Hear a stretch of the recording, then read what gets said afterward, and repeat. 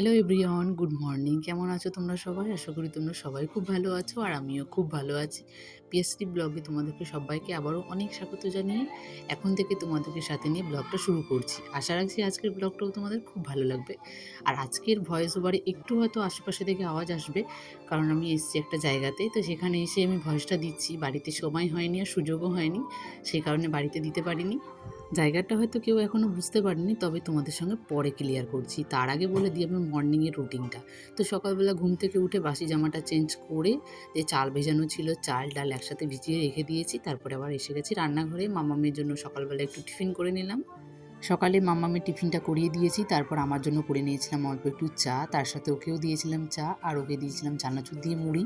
আর আমি খেয়েছিলাম আগের দিনের বাসি রুটি দিয়ে দুধ চা। তো তোমরা কে কে ভালোবাসো অবশ্যই তোমরা কমেন্টে জানিয়ে তো। আগের দিনের রুটি আর তার সাথে একটু দুধ চা আমার তো ভীষণ ভালো লাগে।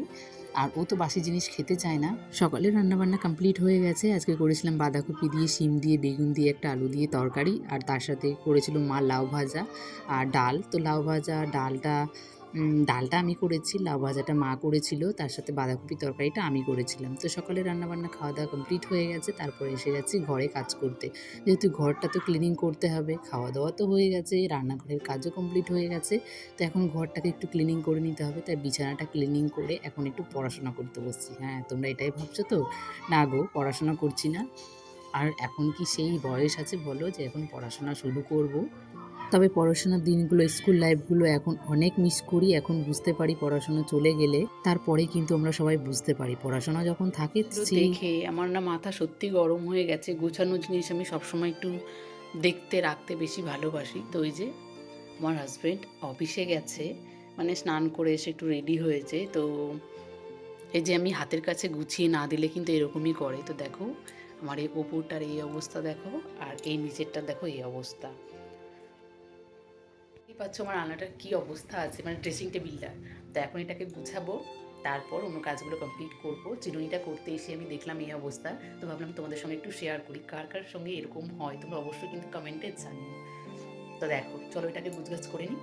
ও অফিস যাওয়ার সময় যদি আমি ওকে হাতের কাছে কোনো কিছু গুছিয়ে না দিই, তাহলে কিন্তু ও কাজের থেকে অকাজটাই বেশি করে। তো দেখো এখন আমি ওকে হাতের কাছে কিছু দিইনি বলে দেখো আমার এই ড্রেসিং টেবিলটার কী অবস্থা করেছে, মানে সব কিছু নামিয়ে রেখে দিয়েছে জায়গা মতো, তো কোনো কিছুই রাখে না। আর এখানে দেখো এই তেলটা নিয়েছি, সত্যি গো খুব বাজে। মানে আমার তো কোনো কাজ হয়নি, কিন্তু আমার হাজব্যান্ডের খুব ভালো কাজ হয়েছে।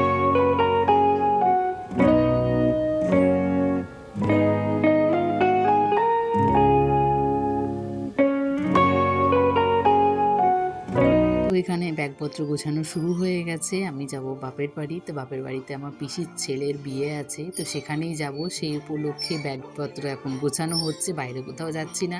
আর এখন যেহেতু মাম্মামের তো বয়সটা অনেকটাই কম, যেহেতু বাইরে গিয়ে আমি এখন ওকে ঠিকমতো সামলাতে পারবো না, সেই জন্য আমরা এখন বাইরে যাচ্ছি না।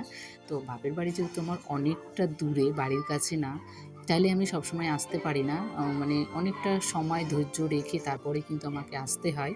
আর যেহেতু মাম্মাম এখন খুবই ছোট, তো মাম্মামকে নিয়ে আমার একা আসা সম্ভব হয় না। সবসময় কিন্তু আমার একা আসা পসিবলও হয় না। তো সবসময় যখন আসে তখন আমাকে সাথে করে নিয়েই আসে। তো নিজের আত্মীয়র মধ্যেই কিন্তু আমাদের বিয়েটা যদি হয় না, তখনই আমাদের একটু সাজগোজের ব্যাপারটা একটু বেশিই হয়ে যায়। তখন কি পরবো, কি না পরবো, কি করব, সেটা অনেক কিছু কিন্তু প্ল্যান হয়ে যায়। তো আমরা আগের থেকে প্ল্যানগুলো করতে থাকি। তো এখানে আমি যে আমার বিয়ের বেনারসি, তারপর রিসেপশনের শাড়িটা, সেসবগুলোই নিচ্ছিলাম, তো তোমাদের সঙ্গে শেয়ার করছিলাম। প্রচণ্ড ভারী হয়ে গেছিলো ব্যাগটা, আর আমার শাড়িগুলো সত্যি খুব ভারী। বিয়ের বেনারসিটা তো মিনিমাম আমার 5 কেজি ওজন হবে। তো সেটাই তখন তোমাদের সঙ্গে আমি হাত দিয়ে দেখাচ্ছিলাম। আমার এখানে ব্যাগ গোছানো কমপ্লিট হয়নি, তারপরে ও দেখছি অফিস থেকে এসে গেছে। আসার সময় একটু নিরামিষ বিরিয়ানি নিয়ে এসেছে। মায়াপুরের যে রানাদা বিরিয়ানি, তোমরা নাম হয়তো শুনেছো, আর ফেসবুকে ইউটিউবে হয়তো সবাই তোমরা দেখেছো। সেই রানাদার বিরিয়ানি আজকে নিয়ে এসেছিলো। তো সন্ধ্যেবেলার টিফিনটা আমি বিরিয়ানি দিয়েই সেরে ফেলেছি। কেউ কি সন্ধ্যেবেলা বিরিয়ানি খায় বলো? কিন্তু বিরিয়ানিটা এনেছে কি করব?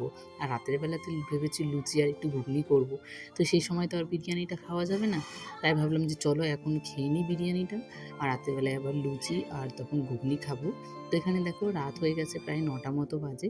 তো আমি লুচি আর ঘুগনিটা করা শুরু করে দিয়েছি। আর আজকে মাম্মাম জানো তো 2টো লুচি খেয়েছে বলে মাম্মামকে আর আমি আজকে ভাত দিইনি। যেহেতু লুচি খেয়েছে, তেলের জিনিস ও সহ্য করতে পারবে কি পারবে না বলে আমি আর ওকে ভাতটা রাতে আর খাওয়াইনি। যদি খিদে পায় রাত্রেবেলা উঠে না হয় 2টো বিস্কিট খাইয়ে দেবো। আমার এদিকে লুচি ঘুগনি করতে, করতে ও দেখছি বাইরে থেকে চলে এসেছে, তো ভাবলাম যে চলো তাহলে গরম, গরম তুমি খেয়ে নাও, তারপরে আমি মাম্মামকে একটু ঘুম পাড়িয়ে তারপরে আমি খাবো। তো ওকে আমি ঘুগনি আর লুচিটা দিয়ে দিলাম। এই নতুন জিনিসটাই নিয়ে এসছে, তো তোমরা গেস করো তো এটা কার জন্য নিয়ে এসছে, আর তোমরা কমেন্টে সবাই জানাবা যে এটা কার জন্য হতে পারে। তো এখানে কোয়ালিটিটা খুবই ভালো ছিল আর কালারটা তো কোনো কথাই হয় না, খুব মিষ্টি একটা কালার, কিন্তু উপরে একটু আমার দেখে একটু অন্যরকম লাগছিল, বেল বেল ছিল তো, কিন্তু সত্যি খোলার পর মনে হচ্ছিল ভালোই লাগছে আর পরেও সেটা খুব ভালো লাগছিল। তো তোমাদের সঙ্গে চলো একটু ভেতরটা শেয়ার করি। সত্যি গো জ্যাকেটটা সস্তার মধ্যে মানে কম প্রাইসের মধ্যে সত্যি খুব ভালো। তো ভেতরটা দেখো দারুণ, মানে সত্যি এক কথায় হচ্ছে অসাধারণ। আর যা শীত পড়েছে এই শীতে কিন্তু একমাত্র এই কোটই পারে তোমার শীতকে বাঁচাতে, আর কোথাও গেলে তো সেটা লাগেই। তো দেখো ভেতরটা সত্যি খুব ভালো। তো চলো বন্ধুরা, আজকের মতো ভিডিওটা আমি এখানে শেষ করছি। ভিডিওটি ভালো লাগলে সবাই একটা করে লাইক করে দিও আর কমেন্ট করে দিও, আর অবশ্যই জানিও যে কোডটা কেমন হয়েছে। তো চলো, নতুন বন্ধু এসে থাকলে চ্যানেলটিকে প্লিজ সাবস্ক্রাইব করে দিও। দেখা হবে আবার একটা নতুন ভিডিওর সঙ্গে। টাটা।